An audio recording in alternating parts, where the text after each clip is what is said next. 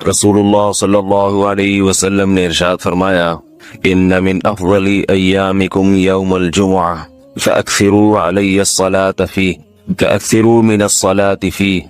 फरमाया तुम्हारे दिनों में सबसे बेहतरीन दिन जुमुआ का दिन है, इसलिए इस दिन मुझ पे कसरत से दुरूद पढ़ा करो। फ़इन्न सलातकुम मअरूज़तुन अलैया, इसलिए कि तुम्हारा दुरूद मुझ तक पहुंचाया जाता है। सहाबी ने पूछा, या रसूल अल्लाह कैफ़ तुअरज़ु अलैका सलातुना वक़द अरमता, हमारा दुरूद आप तक कैसे पहुंचाया जाएगा जबकि आप जब दुनिया से जाएंगे, कब्र में जिस्म आपका खत्म हो जाएगा, तो हमारा दुरूद आप तक कैसे पहुंचेगा। तो आप सल्लल्लाहु अलैहि वसल्लम ने फरमाया, इन्नल्लाह हर्रम अलल अर्ज़ि अजसादल अंबिया, अल्लाह ताला ने पैगंबरों के जिस्मों पर जमीन पर पैगंबरों के जिस्मों को हराम कर दिया। जमीन किसी पैगंबर के जिस्म को कभी खत्म नहीं करती। तो ये भी उम्मत का इजमाई अकीदा है कि जितने भी अंबिया हैं उनके जिस्म बिल्कुल सलामत रहते हैं। शुहदा में तो ये बहुत ज्यादा मुशाहिदा होता है, बहुत सारे शुहदा के जिस्म सलामत रहते हैं। तो एक और हदीस में आप सल्लल्लाहु अलैहि वसल्लम ने फरमाया, मन सल्ला अलैहि सलातन सल्लल्लाहु बिहा अशरा, जिसने मुझ पर एक दफा दुरूद भेजा। दुरूद कहते हैं नबी सल्लल्लाहु अलैहि वसल्लम के लिए अल्लाह ताला से खुसूसी रहमत की दुआ करना। एक होता है आम दुआ, किसी के लिए भी रहमत। सलात कहते हैं खुसूसी रहमत जो अल्लाह अपने खास बंदों पे करता है। इसलिए सलात का जो लफ्ज है ना, ये दुरूद और सलात ये पैगंबर के अलावा किसी के लिए जायज नहीं है, क्योंकि ये सलात खास किसके खासा है, ये पैगंबरों का। इसलिए हम अल्लाहुम्मा सल्ली अला मुहम्मद तो कह सकते हैं, लेकिन यूं नहीं कह सकते अल्लाहुम्मा सल्ली अला फलान। तो वो सल्ली जो है ना, सलात, ये खास किस्म की रहमतें होती हैं जो अल्लाह पैगंबरों पर भेजते हैं। तभी कुरान में आता है, उलाइका अलैहिम सलावातुम मिर रब्बिहिम रहमा, कि जो लोग सब्र करते हैं उन पर अल्लाह की खुसूसी रहमतें भी हैं और रहमत भी है। तो पता चला सलात और रहमत में फर्क है। सलात आला किस्म की रहमतों को कहते हैं। तो आप सल्लल्लाहु अलैहि वसल्लम ने फरमाया, जिसने मेरे लिए एक मर्तबा रहमत की दुआ की, दुरूद शरीफ पढ़ा मेरे लिए, तो अल्लाह उस पर 10 रहमतें भेजते हैं। और जुमुआ का दिन ज्यादा फजीलत है दुरूद शरीफ पढ़ने की। अलबत्ता ये जो जुमुआ के दिन में हदीस मशहूर है कि 80 साल के गुनाह माफ होते हैं जुमा के दिन दुरूद पढ़ने से, ये हदीस सनद के लिहाज से कमजोर है।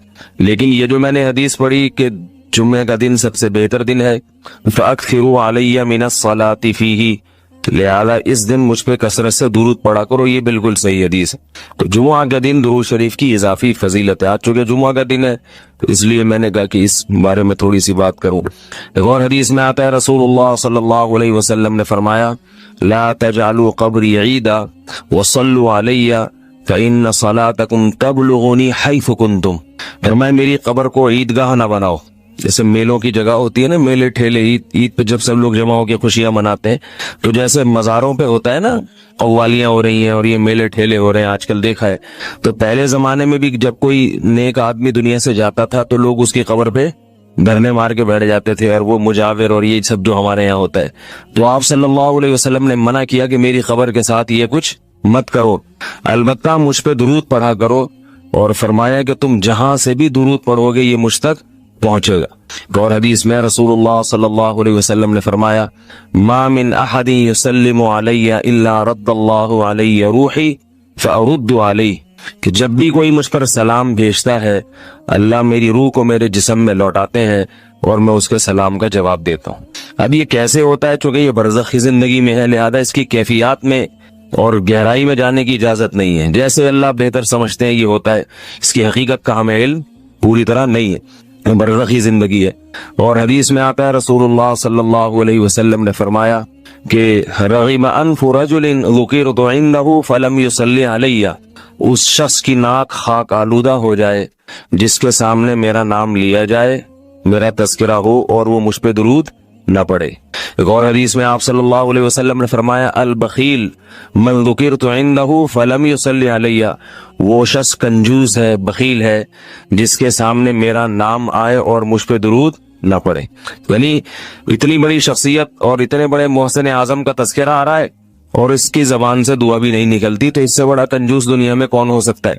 एक और हदीस में आप सल्लल्लाहु अलैहि वसल्लम ने एक शख्स को दुआ मांगते हुए देखा जिसने दुरूद शरीफ पढ़े बगैर दुआ शुरू कर दी।